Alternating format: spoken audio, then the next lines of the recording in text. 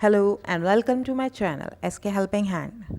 Class 12 English literature की poem trees के question answers हम लोग देखेंगे आज। पहला क्वेश्चन इसका देखते हैं, what is the meaning of the word tassel and swung.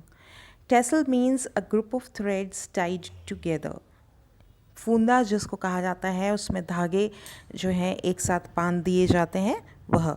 Swung का मतलब है आगे पीछे या इधर से उधर मूवमेंट करना, means to move to and fro. अगला प्रश्न, how is the sun described in the poem. Poem में सन किस तरीके से डिस्क्राइब किया गया है। The sun is described as a monarch who has his estate of clouds. Monarch का अर्थ होता है राजा, राजा की तरह से डिस्क्राइब किया है और जिसका राज्य है बादल।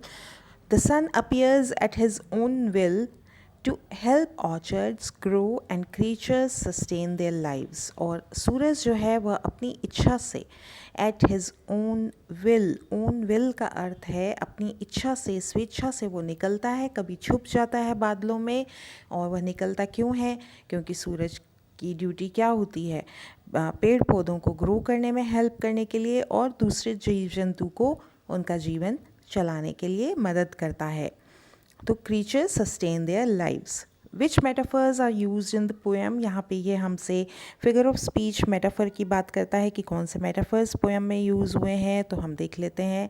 Salaries of summer is a metaphor. पहला इसने जो प्रयोग किया है वो है सैलरीज ऑफ समर और दूसरा है the hindered flags. Saltaries of summer is a metaphor to describe the cheerful and soothing sounds in nature on a summer morning।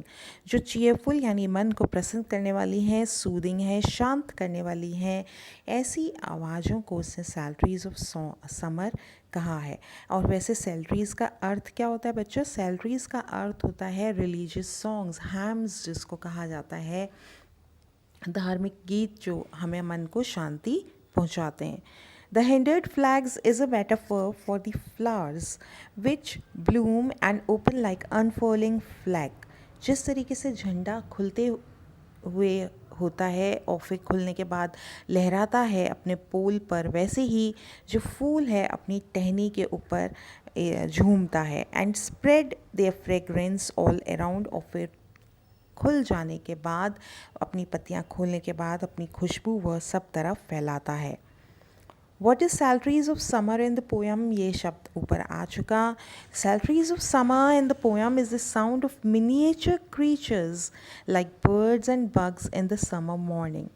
तो जो बर्ड्स की चर्पिंग होती है, इंसेक्ट्स की हमिंग होती है, इन सब साउंड से जो एक म्यूज़िक क्रिएट हो रहा है, हवा जो है पेड़ों को लहरा रही है तो उससे जो ध्वनि उत्पन्न हो रही है, इन सब का जो म्यूज़िकल इफ़ेक्ट आ रहा है उसे ही वह एक रिलीजियस सॉन्ग से कंपेयर करती है और कहती है कि जिस तरीके से वह मन को शांत करता है वैसे ही सुबह की यह आवाज़ें मन को शांत करती हैं।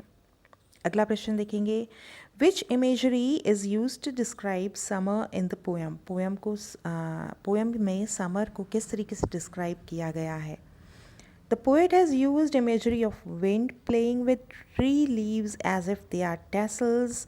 हवा की इमेजरी उसने प्रयोग की है, हवा पेड़ की पत्तियों को इस तरीके से हिला रही है मानो वो टैसल्स हैं।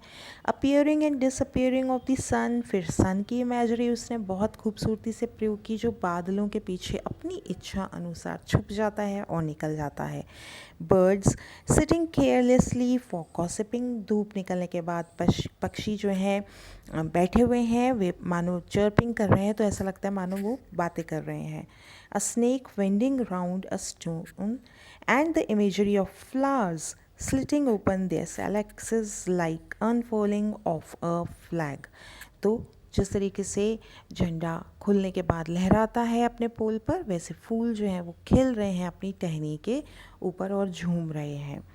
तो उम्मीद है आपको क्वेश्चन आंसर्स पसंद आए होंगे और बहुत ही इजी सिंपल लैंग्वेज में आंसर्स लिखे गए हैं। इस तरीके से आपको कहीं पे भी नहीं मिलेगा विद एक्सप्लेनेशन। आप इसको 2 बार देखिए, 3 बार देखिए एंड डू शेयर। चैनल को सब्सक्राइब नहीं किया तो डू सब्सक्राइब। Thank you.